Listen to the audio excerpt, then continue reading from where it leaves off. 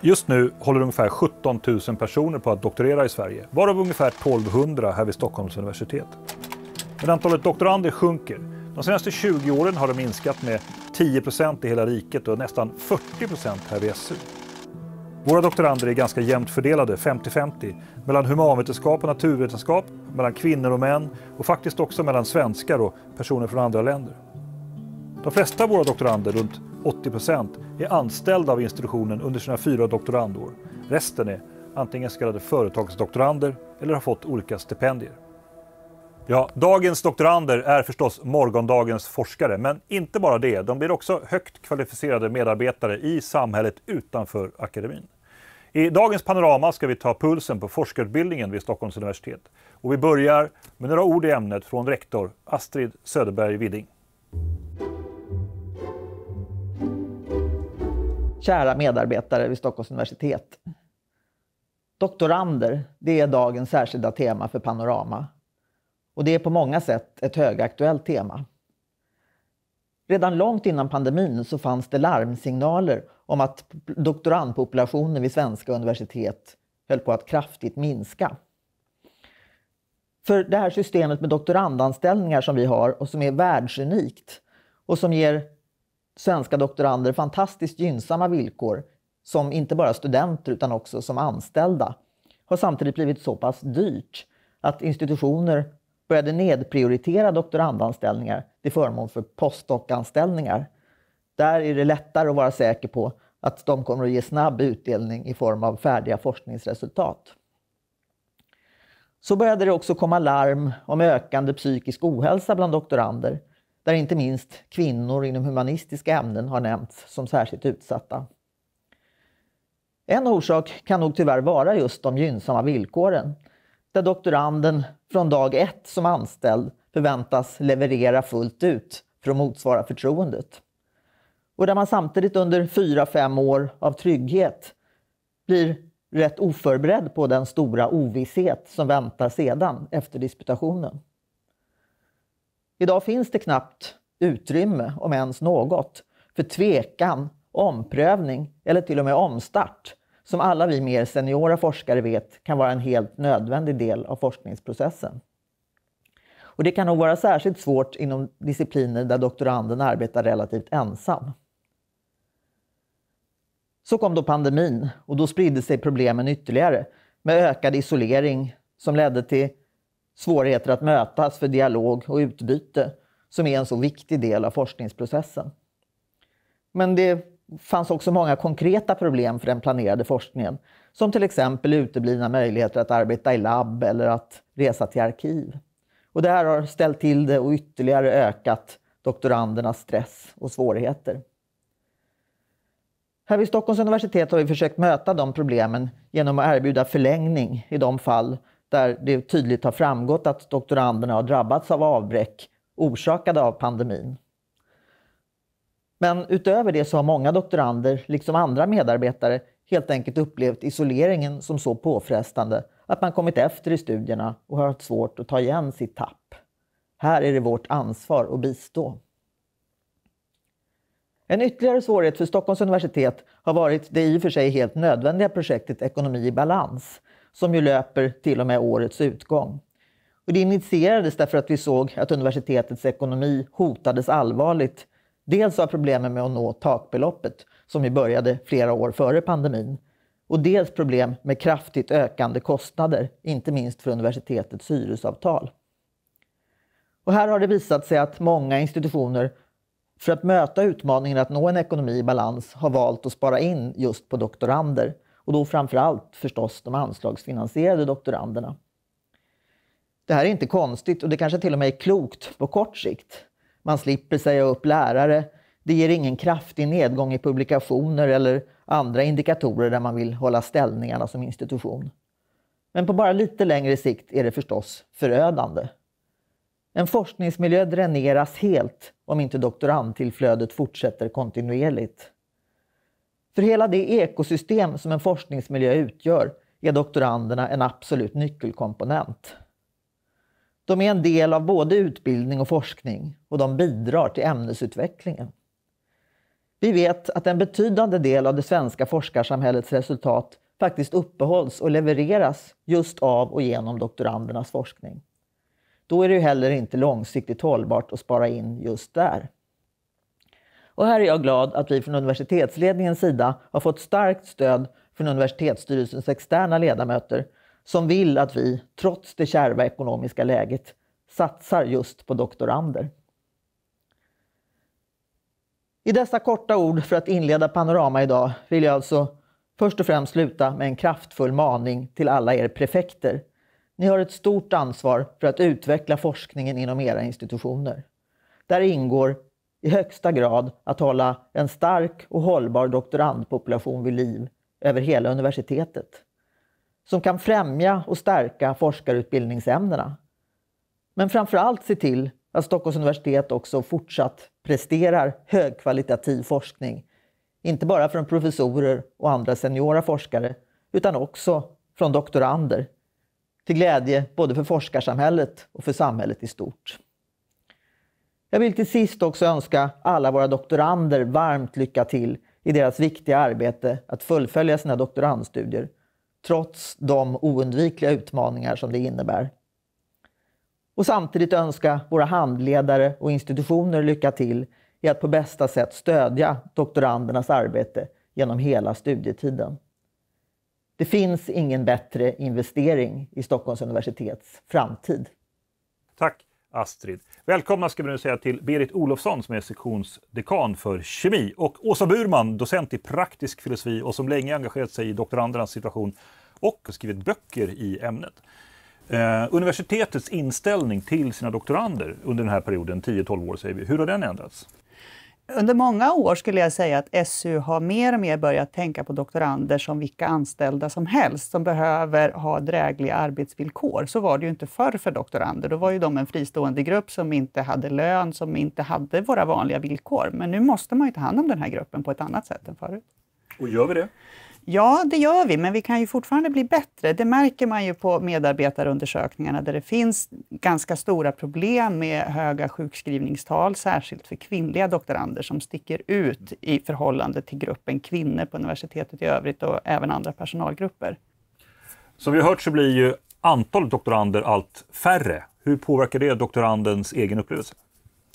Dels tror jag att det är viktigt, och som universiteten ofta gör, att man börjar många doktorander samtidigt i ett ämne så att man ändå blir en grupp, att det inte är en enstaka doktorand som börjar. Så det finns ju en risk om det blir allt för få doktorander att man inte får till den här gruppkänslan. Men sen ska man inte heller glömma bort att universiteten har ju också nu allt fler doktorandkurser på fakultetsnivå och så vidare. Så det finns ju också andra möjligheter. Men de doktorander jag har träffat tycker att det är ett oerhört stöd att man är flera doktorander som börjar samtidigt på institutionen. Vi har ju doktorander som ska få vara med doktorandinflytande, sitta i olika nämnder, beredningar, sådana saker. Och det blir ju svårare och svårare att få doktorander att göra ju färre doktorander vi har. Och det är väldigt viktigt inflytande att få till. Åsa, vad bör prefekter eller andra i beslutande ställning göra åt det här problemet? Jag tror faktiskt att det finns en väldigt spännande möjlighet. När vi pratar om doktorandfrågor så hamnar vi lätt i olika typer av problem och utmaningar kring doktoranderna. Men vi har sällan ställt oss frågan, vad är den bästa doktorandutbildningen? När går det som smort? Vilka faktorer är det då som ligger till grund för detta? Så jag tror att om vi hade skiftat frågan och funderat på vad är den optimala eller ideala doktorandutbildningen, försöker göra forskning på det och sen försöker se hur vi kan ändra våra egna processer lite mer i linje mot det här idealet, då tror jag att vi skulle kunna få igenom fler och de har det bättre under tiden också. Så jag tror att vi kan få ut mer effekt med bibehållen eller till och med bättre kvalitet på det viset. Kan du ge något exempel? Nej, men jag tänker just på, dels vet vi till exempel från forskningen, det här med akademiskt skrivande, att det är väldigt hjälpsamt att skapa olika skrivargrupper. Vi vet från naturvetenskapen att ha forskargrupper, att ha dubbla handledare till exempel istället för en handledare, den typen av saker fungerar. Man kan också tänka sig att man kanske presenterar lite mer kontinuerligt. Vilken sorts feedback behöver doktoranderna vid vilka tidpunkter och så vidare. Där tänker jag att utvecklingssamtalen som ju universitetet har bestämt att vi ska ha, men som jag tror långt ifrån alla handledare faktiskt har med sina doktorander. Det tror jag är en nyckel till att fånga upp eventuella problem tidigt. Så att man kan jobba med att se vad är det just den här individen behöver för stöd. Det behöver inte vara samma sak som en annan doktorand behöver. Så att man individualiserar doktorandutbildningen med hjälp av utvecklingssamtal. Det tror jag är en väg framåt. Och det kan ju naturligtvis prefekten se till att följa upp eller delegera till någon annan som följer upp, att varje doktorand faktiskt får den möjligheten. Och där tror jag att det finns också väldigt, väldigt mycket stöd i de olika miljöerna som man inte tänker på. Man kanske tänker främst på det handledare, det prefekt, det studierektor och forskarutbildningen. Men det finns ju många postdocs, seniora forskare som kan hjälpa till med, nu ska jag iväg på min första konferens, hur går det till egentligen? Hur svarar jag på den här reviewern, vad den säger och så vidare. Så det finns ju ofta ett stort stöd och mycket kunskap inom institutionerna som man kan dra ännu mer nytta av, tror jag också. Man behöver inte sitta ensam och uppfinna hjulet igen. Nej, verkligen inte. Det tror jag är en stor fördel med forskargrupper, att man just har stöd till varandra. Det är flera doktorander i samma forskargrupp, det är flera postdocs oftast, så att man kan bolla med andra än sin handledare också. Man blir mindre beroende av en enstaka person på det sättet. Om vi ska blicka framåt lite grann, vad skulle du förändra om du fick makten? Jag skulle vilja att vi som jobbar inom akademin får mer tid till våra kärnuppdrag som är forskning och utbildning. Det vill säga lägga mindre tid på administration som ju äter upp en större och större del av vår vardag. Och det försämrar forskarutbildningen. Jag tror att nu arbetar vi mycket med mitten, så att säga, när doktoranderna väl är hos oss. Vad gör vi då med dem? Men jag tror att vi ska börja med första delen också, introduktionen till doktorandutbildningen. Det finns jättemånga goda exempel inom SU, utanför SU på det, att vi kan jobba ännu mer med en bra introduktion överlag för alla doktorander. Och sen tror jag den här frågan efter, vad händer sen? Vilken typ av jobb eller vilken typ av akademisk karriär? Att man också ännu mer individuellt hjälper till där. Och där har vi till exempel ett bra exempel från KI där de har ett sånt här internship-program för doktorander, där de är ute en månad på praktik hos olika institutioner, arbetsgivare, och det där har fungerat väldigt väl för arbetsmarknaden framåt då. Universitetens mål med en doktorandutbildning är ju inte bara att utbilda personer som själva kan fortsätta sin akademiska karriär, utan det är ju verkligen att leverera välutbildad arbetskraft till näringsliv och myndigheter. Och det är ju majoriteten av doktorander som går dit. Så att den kopplingen kan absolut stärkas. För ett tag sedan tyckte kanske doktorander att det var lite svårt att ta upp den typen av saker. Att jag funderar på en karriär utanför akademin, åtminstone inom mitt ämnesområde, humaniora. Men det har också blivit allt öppnare om man frågar folk som har gjort det. Vi tar in olika gäster som pratar om en karriär utanför akademin. Så det tycker jag också öppnar upp diskussionerna lite. Tack båda två. Ja, många som disputerar skaffar förstås ett jobb och en karriär utanför akademin, och vi har träffat några av dem och frågat vad de har för nytta av sin forskarutbildning. I mitt arbete här har jag stor nytta av min forskarutbildning. Bland annat det kritiska tänkandet. Man måste anlägga i olika regeringsuppdrag och utredningar, så måste man tänka annorlunda, ifrågasätta rådande normer, lagstiftning och liknande. Och det är viktigt att det är vetenskapligt och glasklart, därför att det i sin tur påverkar. Det kan vara regeringen, det kan också vara olika länsstyrelser, kommuner, regioner. Det är bra för museet att det finns disputerad personal, för det möjliggör att söka vissa medel och förvalta forskningsmedel och så. Men annars så för min egen del i min roll så handlar det mer om förmågan att växla mellan detaljfokus och ett helikopterperspektiv i vilket sammanhang den handlar om egentligen. Från kunskapsuppbyggnad inför utställningar och publikationer som jag också gör. Men också i strategiska frågor kring verksamhetens framtid och så. Jag jobbar som forskare på ett startup där vi vill tillverka kemikalier hållbart. Och eftersom jag jobbar som forskare så har jag då tagit med mig framförallt väldigt mycket praktiskt från doktorandtiden med labbarbete, hur man lägger upp experiment, studier, jobbar på ett systematiskt sätt. Men en grej jag skulle vilja betona som man har tagit med sig är självförtroendet som man har fått från att presentera för gruppen, för avdelningen och på internationella konferenser. Nu sitter vi här med 2 stycken nuvarande doktorander vid Stockholms universitet. Rolf Warming och Ylva Johansson. Välkomna båda två. Ylva, om jag får börja med dig. Är det som du trodde att det skulle vara att doktorera? Nej, jag tror att när jag började att jag hade en mer idé om att det skulle vara mitt forskningsprojekt och jag. Liksom. Men det är ju såklart så mycket mer än så. Det är en stor institution som ska rulla. Det blir därav en del administrativt arbete, handledning av studenter, undervisning och så vidare. Mer jobb kanske? Ja, kanske det. Mm. Är det som är det svåraste med att doktorera, tycker du? Det är nog just det att man måste planera de här sakerna på ett effektivt sätt utan att man förlorar för mycket tid på alltså sitt avhandlingsarbete som är slutproduktet av den här tjänsten. Och hur kan man göra för att ge sig själv så bra förutsättningar som möjligt? Jag skulle säga att man skulle gå igång så tidigt som möjligt och göra så mycket som möjligt i början så man får ett inblick i de här olika delarna. Och börja arbeta med det. För det är först där de här detaljerna kommer fram så man vet vad det handlar om. En av de andra faktorer som man ju ibland pratar om för doktorander som de upplever som en utmaning är ju att man kan känna sig ensam. Och på humanvetenskapliga området så har man försökt råda bot på det här genom en satsning som man kallar Forum för doktorander.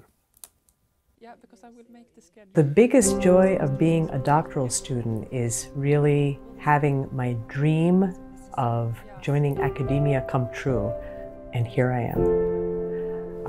What is tough about being a doctoral student is learning how to become a researcher, how to manage a 4-year process where really the structure and deadlines come entirely from me. They are internal. Can I hear what kind of themes you recognize if you could read the word cloud? Mikael? Forum for Doctoral Students. It's a new pilot project here at Stockholm University to support our doctoral students. It's a collaboration between the Faculty of Humanities, Social Sciences and the Law Faculty. And we do this project for 1.5 years and we have just completed our first semester of the project. Many PhD students, they do say that they feel quite alone at times. We want to provide a foundation and support for more doctoral students to finish their thesis on time. We also want to help them to shift from negative stress to positive stress or more sustainable work methods. The first thing we do is a mentorship program. Each mentee, a doctoral student, gets a mentor that has a good academic career. And this mentor comes from a different faculty, so they can have quite open discussions away from the everyday life of the department. And that is really to provide career advice and also advice during the PhD. Jag tycker att mentorskapsprogram är viktigt för att det finns så många oskrivna regler inom akademin som man inte lär sig riktigt eller som man lär sig on the go. We also provide a writing lab every week here in this nice location in Gula Villan. And we do 2 so-called units. One unit is 45 minutes of intense deep work mode.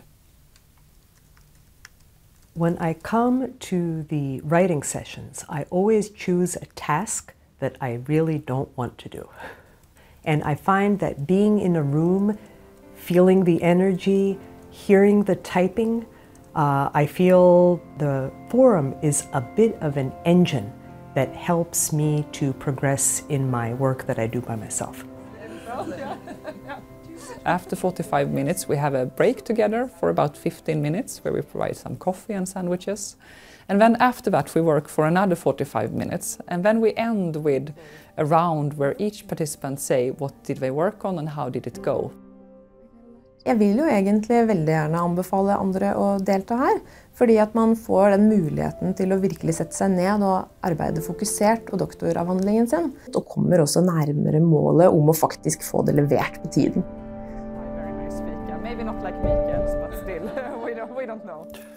Ylva, Forum för doktorander, är det någonting som skulle passa även på naturvetarsidan, tror du?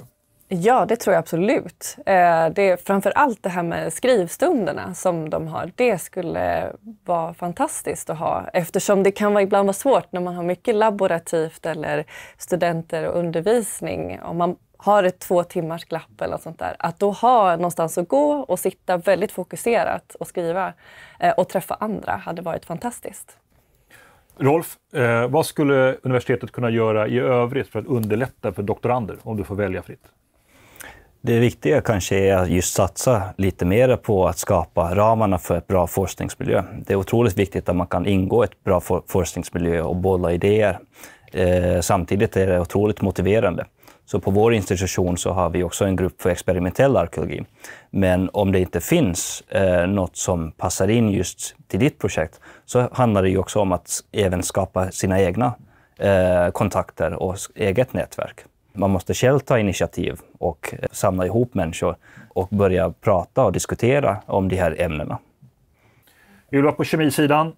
Universitetet, vad skulle kunna bli bättre förutsättningar för doktorander? Just för kemister är det ju faktiskt ganska lite lättare att få jobb utanför akademin. Så det är möjligen att man skulle kunna få lite fler arbetsmarknadsdagar eller mer nätverkskontakt med industrin. Är det här någonting som ni pratar om, du och dina doktorandkollegor? Vad ska jag göra sen? Vi pratar mycket om det, men det är också för att vi har möjligheten att gå till båda. Antingen att fortsätta inom akademin eller industrin. Så det diskuteras mycket mellan mig och mina kollegor. Rolf, hur är det hos dig? Pratar man om karriären efter doktorshatten? Jo, absolut. Vi pratar en del om det. Det finns ju ett liv efteråt och det måste man också förbereda sig på. Vårt fokus är kanske mer på det akademiska, vad man kan göra efteråt innanför forskningsvärlden. Ylva, om du träffade en ung ambitiös masterstudent idag, skulle du rekommendera den personen att försöka doktorera? Ja, alltså jag har ju träffat många som har ställt mig den frågan faktiskt. Och det de oftast också frågar är så, hur funkar det med work-life balance? Har du fritid och sådär liksom? Och då, jag brukar svara att det går, det funkar. Framförallt om man har då drivkraften och nyfikenheten liksom. För man utvecklas väldigt, väldigt mycket och det är tufft, men det är också jättekul. Rolf, ditt fält? En ung arkeolog? Jag tycker det är ganska viktigt att man börjar som ung. När man får jättebra idéer och man är innanför den akademiska världen redan, så har man jättebra förutsättningar för att genomföra den här doktorandtjänsten. Ingenting att vänta på, kör på bara. Ja, bara kör på. Okej. Tack båda två. Ja, förstås är det så att det finns inget exakt lagomt antal doktorander för ett lärosäte som Stockholms universitet. Men när antalet minskar tillräckligt mycket så påverkas ju hela systemet. Samtidigt är det förstås så att doktorandutbildningarna här och på andra ställen hela tiden utvecklas. Det här var allt från Panorama för idag. Vi ses igen till hösten.